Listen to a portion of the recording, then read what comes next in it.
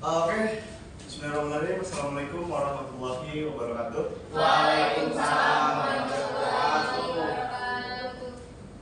Selamat pagi teman-teman semua. Jadi setelah pertemuan kemarin kita membahas soal pergerakan, hari ini kita masuk ke materi masuk ke Jepang ke Indonesia. Mungkin dari teman-teman di sini ada yang bisa menceritakan itu secara poin per poin aja. Gimana sih proses masuk ke Jepang ke Indonesia itu pada tahun 1943? Ada yang bisa? Juga yang bisa Pak? Boleh, Saudara Julian? Ya Pak, jadi Jepang itu masuk ke Indonesia karena mencari sumber daya alam Pak, terutama di Tarakan. Jadi kan Jepang kan itu mendarat di Tarakan ya pada tahun 1942. Itu gunanya buat mencari sumber daya alam karena Jepang itu lagi ikut di perang Pasifik. Dan gitu Pak. Ya, betul Julian, kamu udah terbiasa ya. So, mungkin langsung next aja. Oke, kita mulai dari latar belakang ya. Di sini ada latar belakang kenapa sih Jepang itu punya ambisi untuk menduduki Indonesia itu. Bahkan bukan Indonesia doang ya, tapi Asia Timur Raya. Kalau sebutan mereka. Jadi yang pertama itu adalah latar belakangnya adalah kebutuhan akan sumber daya alam. Jadi kan Jepang ini pada masa itu adalah negara industri, yang mana pada saat itu juga Jepang sedang menghadapi perang Pasifik. Ada yang tahu nggak peristiwa penting yang dilakukan Jepang pada masa itu tuh apa gitu? Bisa dibilang yang memicu konflik pada saat itu. Ada yang tahu nggak? Yang tangan tahu? Boleh? Ya boleh, salah. Itu Pak, Jepang menyerang armadanya Amerika. Cerdas. Ya betul. Jadi Jepang pada tanggal, kalau saya nggak salah ya, kalau saya salah, pada tanggal 7 September 1941 kalau nggak salah. Jepang itu menyerang pangkalan militernya Amerika gitu di Pearl Harbor. Terus juga kenapa sih tidak di Indonesia? Karena Indonesia itu merupakan koloni Hindia Belanda yang mana pada saat itu tuh musuhnya Jepang gitu di blok poros, ya kan? Dan juga Indonesia ini penuh, maksudnya bukan penuh ya, tapi banyak sumber daya alam yang memang dibutuhkan oleh Jepang gitu dalam menyokong perang, untuk mendukung perang gitu. Lalu yang kedua adalah ambisi ekspansi kekaisaran Jepang. Jadi Jepang ini memiliki doktrin ya, pada masa kekaisarannya itu Jepang ini memiliki doktrin imperialisme yang bernama Haku Ichiu. Jadi Haku Ichiu itu kalau dibahasakan artinya itu adalah 8 poros dunia di bawah satu atap. Jadi doktrin ini itu bukan mengajarkan tapi mengajak atau mendoktrin orang-orang itu dengan pemikiran bahwa Jepang itu harus menguasai Asia Timur Raya. Dalam satu kekuasaan itu kekuasaan kekaisaran Jepang. Nah, Asia Tenggara itu masuk di dalam rencana Jepang. Jadi Jepang melancarkan invasi ke Asia Tenggara juga. Lalu selanjutnya ada melemahnya kekuasaan Belanda. Jadi sebetulnya pada bulan Mei 1940, koreksi kalau saya salah ya, 1940 itu negeri Belanda sebetulnya takluk di bawah kuasanya Jerman Nazi. Nah pada saat itu juga artinya Ratu Belanda pada saat itu terpaksa untuk mengungsi ke Inggris. Jadi intinya itu politik dalam negerinya Belanda itu lagi nggak bagus gitu, bahkan sedang diduduki oleh Jerman.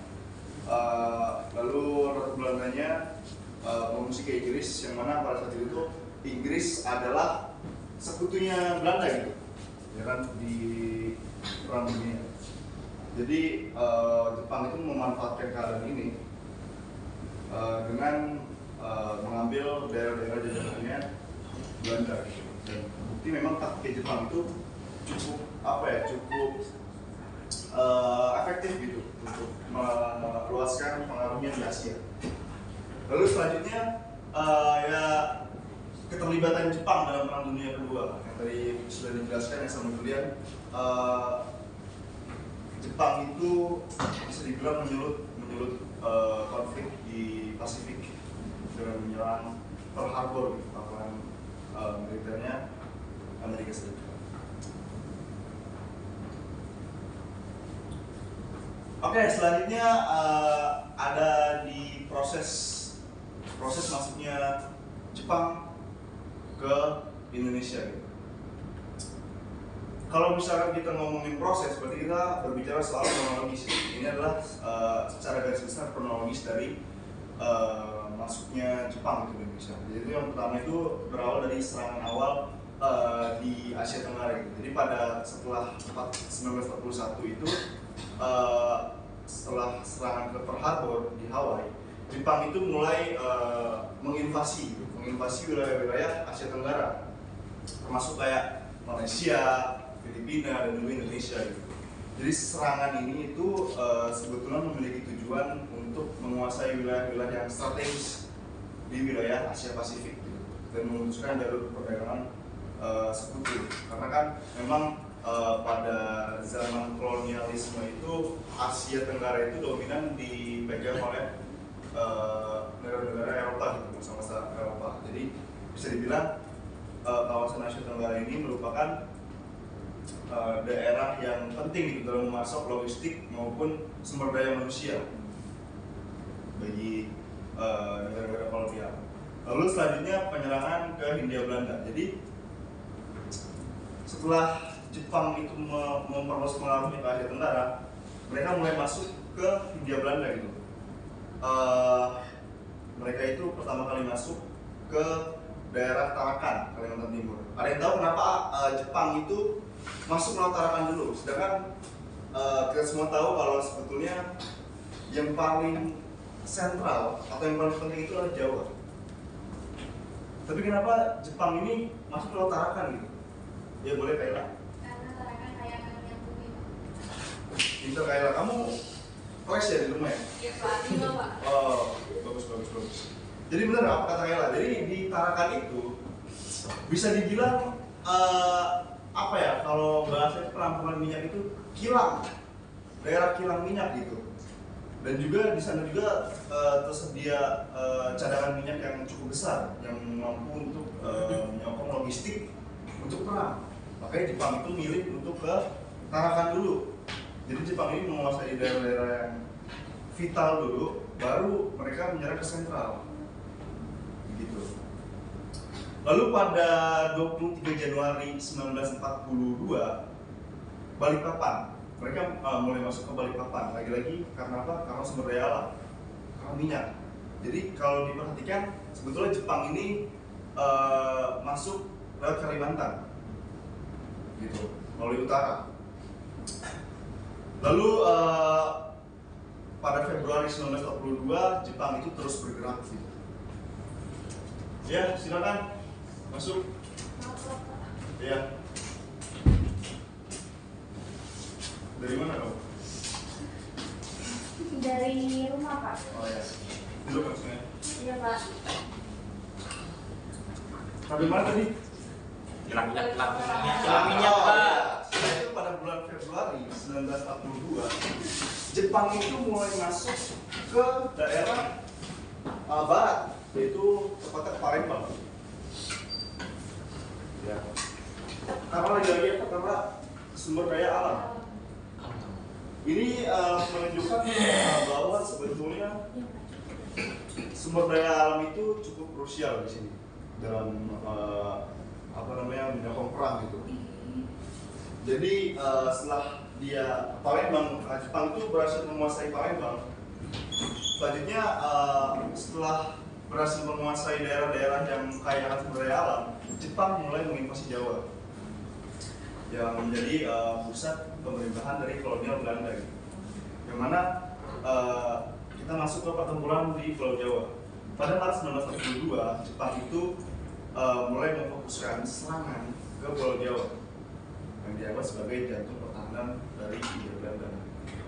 pertempuran ini tuh terjadi di beberapa wilayah yang strategis kayak contohnya Batavia, terus juga Semarang, Bandung dan lain-lain. Yang mana pada saat itu kan kita sendiri tadi sudah saya jelaskan, kalau di negeri Belanda sendiri itu Belanda sedang diduduki gitu sama Jerman.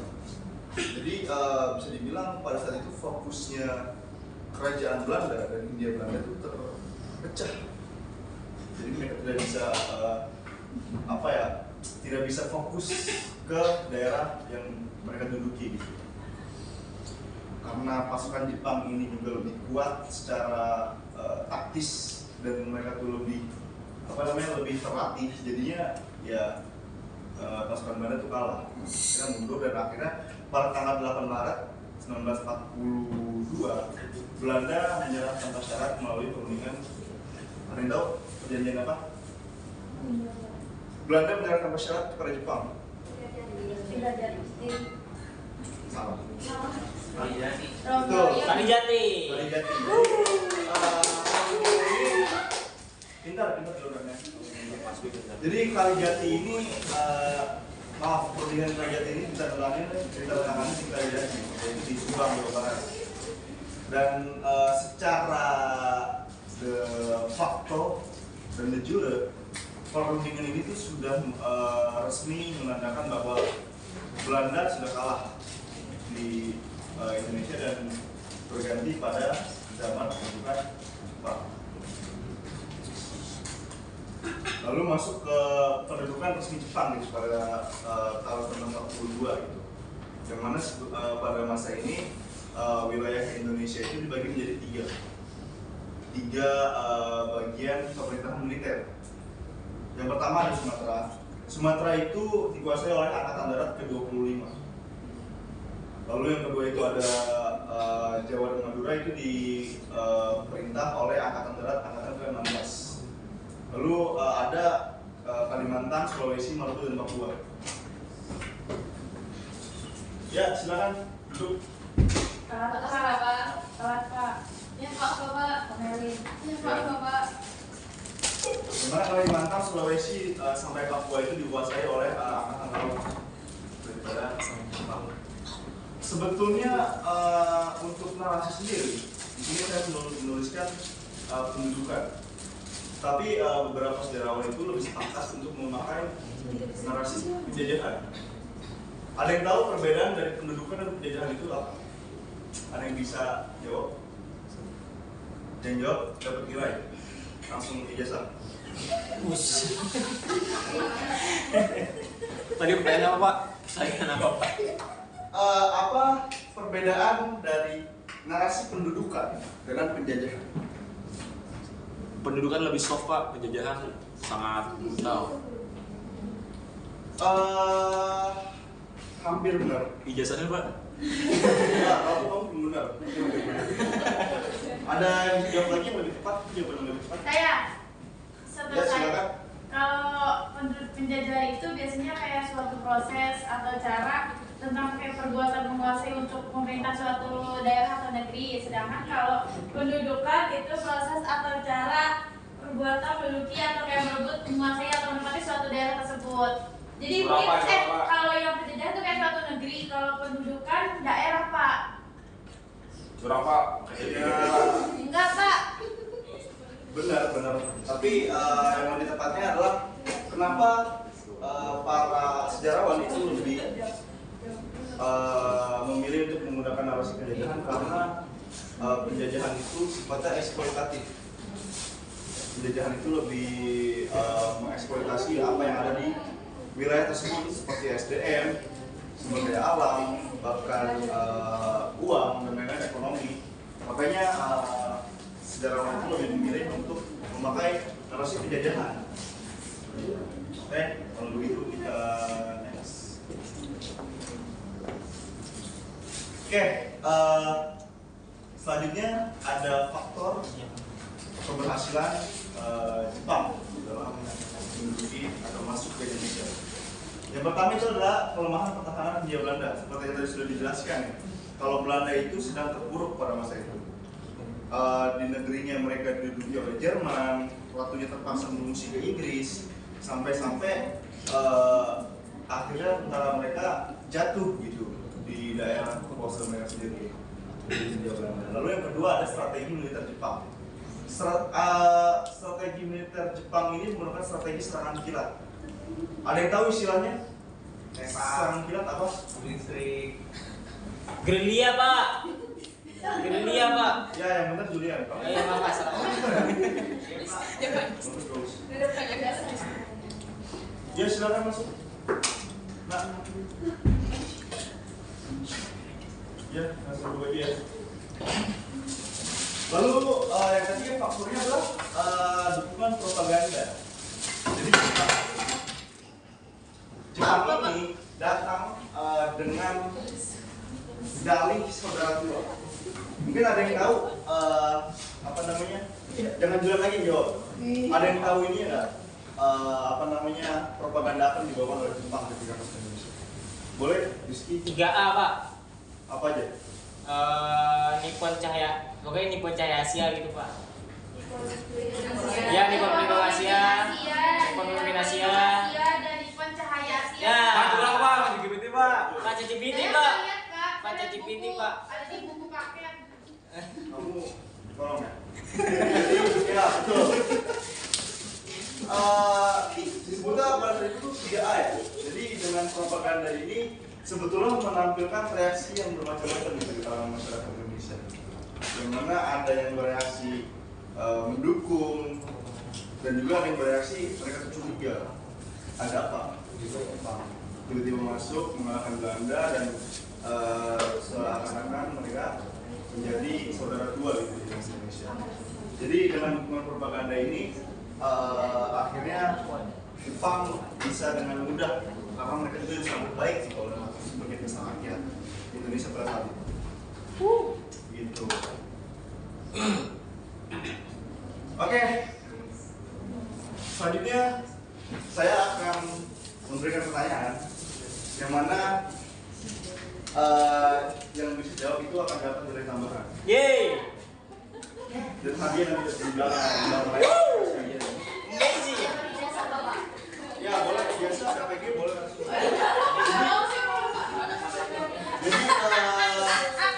Jadi Pak ketawa pak. aku nggak hargai saya.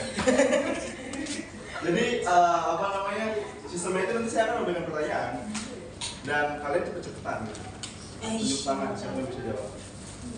Cepet-cepetan. 3 pertanyaan aja ya masalah banyaknya. Yang pertama, setelah ke Balikpapan, kemana lagi Jepang masuk ke Indonesia? Saya Sony 100.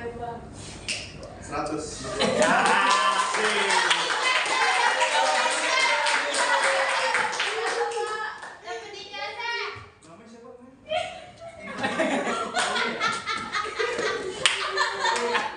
Pak, bisik banget deh. Pak bisik Usir pak. aja lah. Gak apa-apa. Yang penting dia masuk penyanyi untuk belajar. Pertanyaan selanjutnya.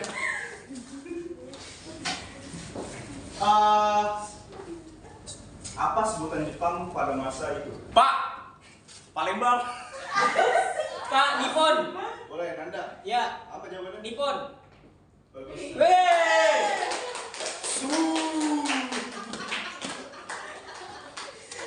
Oke, mungkin pertanyaan terakhir ya. Pertanyaan terakhir ini punya poin. Palembang pak, Palembang. Punya poin yang cukup besar. Cuma nanti bakalan saya masukin buku nilai langsung.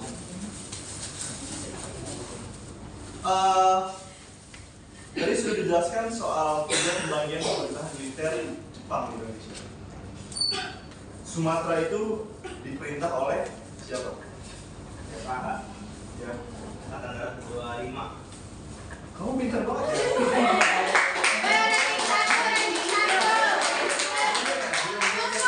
Siapa namanya? Alex, Pak. Oh, oke, mungkin cukup sekian. Saya tidak akan menjelaskan panjang lebar untuk menunjukkan Jepang ini karena seharusnya sejarah itu dipahami bukan kebenaran.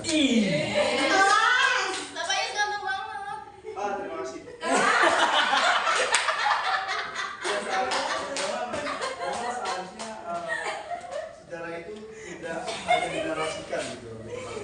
juga harus bisa didengarkan atau didapatkan dengan berbagai cara, bisa dengan membaca, bisa dengan mendengarkan, menonton. Jadi menurut saya selanjutnya kalian akan ada tugas untuk lebih mencari informasi, tepatnya tentang kedudukan Jepang di Indonesia. Bisa bermacam-macam gitu, YouTube bisa, podcast bisa, segala macam. Dan saya harap kalian bisa membuat resume-nya nanti dan mengumpulkan minggu depan. Baik Bapak. Ya, ada pertanyaan sejauh ini terkait materi? Tidak Pak. Ya, kalau begitu saya cukupkan. Terima kasih. Bila itu budaya. Assalamualaikum warahmatullahi wabarakatuh. Waalaikumsalam.